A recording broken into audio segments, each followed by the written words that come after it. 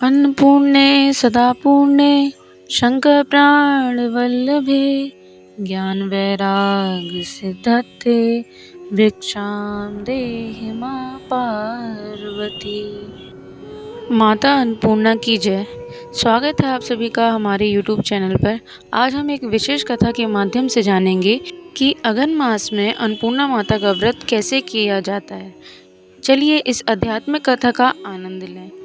अघन मास अद्वितीय एवं महत्वपूर्ण मास है।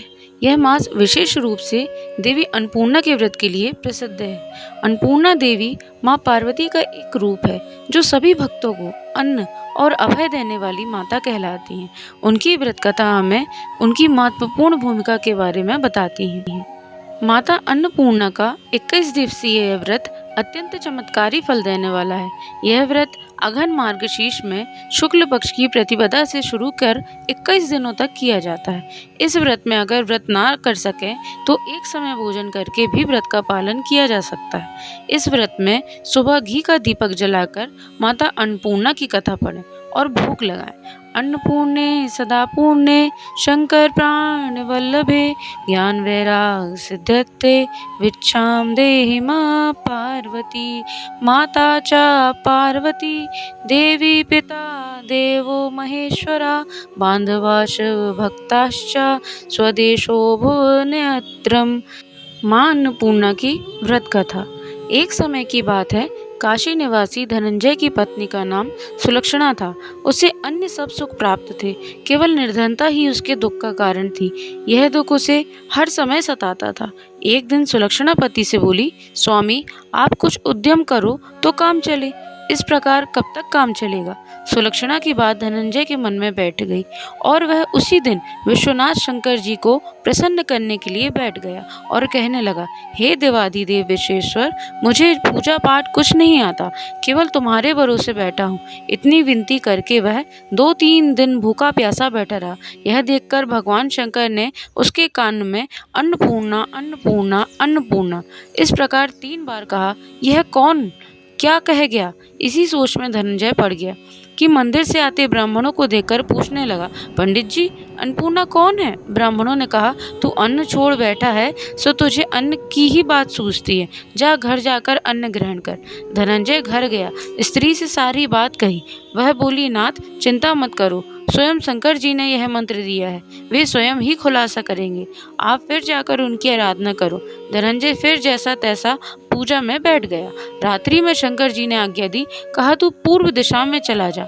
वह अन्नपूर्णा का नाम जपता जाता और रास्ते में फल खाता, झरनों का पानी पीता जाता। इस प्रकार कितने ही दिनों तक चलता गया। वहां उसे चांदी सी चमकती वन की शोभा देखने में आई।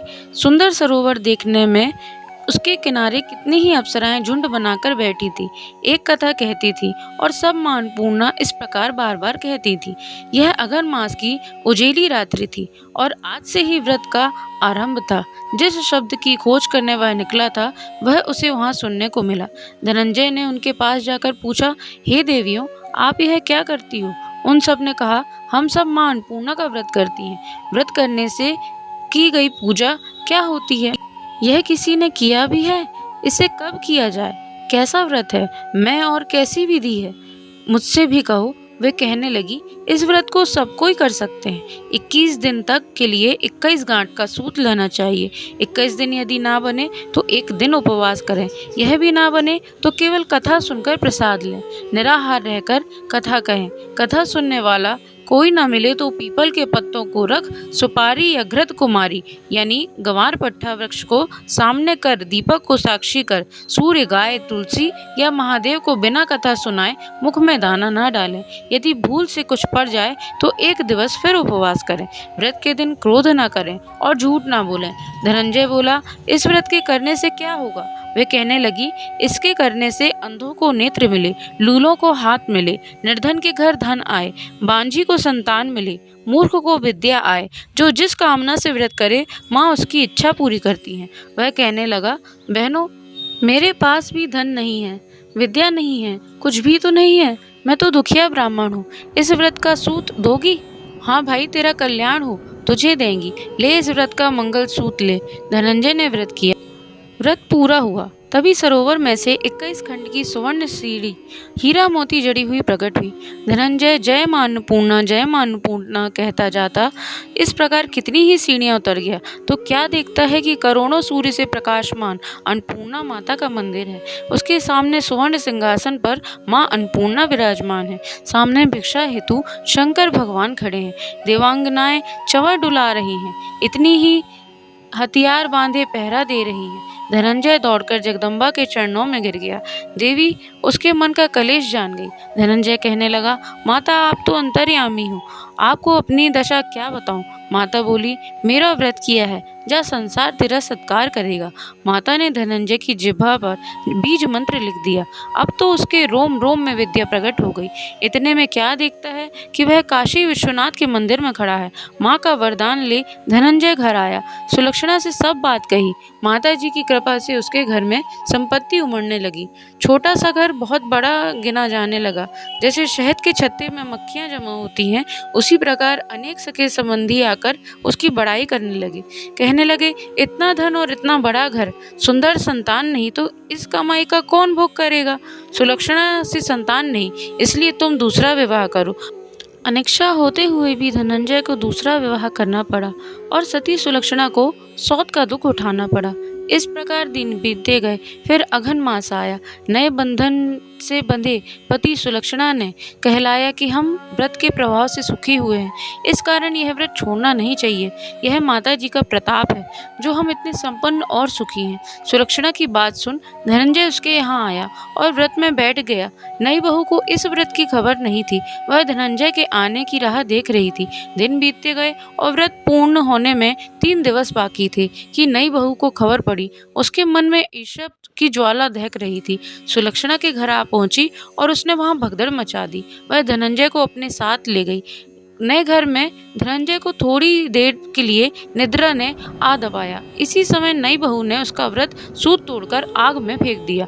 अब तो माता जी के कोप सुलक्षणा जान घर में अकस्मात आग लग गई। पति को फिर अपने घर ले आई। खाक हो गया। नई बहू रूठकर पिता के घर जा बैठी।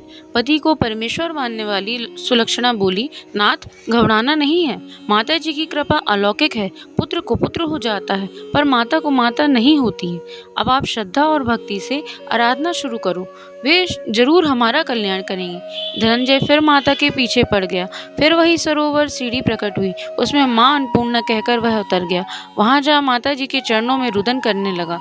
माता प्रसन्न हो बोली, यह मेरी स्वर्ण की मूर्ति ले, उसकी पूजा करना, तू फिर सुखी हो जाएगा। जा, तुझे मेरा आशीर्वाद है। तेरी स्त्री सुलक्षणा ने श्रद्धा से मेरा व्रत किया है, उसे मैंने पुत्र दिया है। धनंजय ने आंखें खोली तो खुद को काशी विश्वनाथ के मंदिर में खड़ा पाया। वहां से फिर उसी प्रकार घर को आया। इधर सुलक्षणा के दिन चढ़े और महीने पूरे होते ही पुत्र का जन्म हुआ। गांव में आश्चर्य की लहर दौड़ गई। मानता आने लगा। इस प्रकार उसी गांव में निसंतान सेठ के पुत्र होने पर उसने माता अन्नपूर्णा का मंदिर बनवाया। उसमें माता जी धूमधाम से पधारी, यज्ञ किया और धनंजय को मंदिर का आचार्य पद दे दिया। जीविका के लिए मंदिर की दक्षिणा और रहने के लिए बड़ा सुंदर भवन दिया। धनंजय स्त्री पुत्र सहित वहां रहने लगा। माता जी के चढ़ावे में भरपूर आमदनी होने लगी। उधर नई बहू के पिता के घर डाका पड़ा, सब लुट गया। वे भीख मांगकर पेट भरने लगे। सुलक्षणा ने यह सब सुना तो उन्हें बुलावा भेजा, अलग घर में रख लिया और उनके वस्त्र अन्न आदि का प्रबंध भी कर दिया। धनंजय, सुलक्षणा और उसका पुत्र माता जी की कृपा से आनंद से रहने लगे। माता जी ने जैसे इनका भंडार भरा वैसे सबका भंडार भरें और सभी की मनोकामना पूर्ण करें। अन्नपूर्णा माता की जय, शंकर भगवान की जय, गणपति महाराज की जय। तो ये थी आज की अन्नपूर्णा माता की व्रत कथा। अगर आपको हमारी वीडियो पसंद आई हो तो चैनल को सब्सक्राइब करें, वीडियो को लाइक करना ना भूलें और बेल आइकन को दबाना ना भूलें। इस चैनल पर आपको धर्म से जुड़ी समस्त कथाएं मिलेंगी, तो चैनल को सब्सक्राइब करना ना भूलें। धन्यवाद।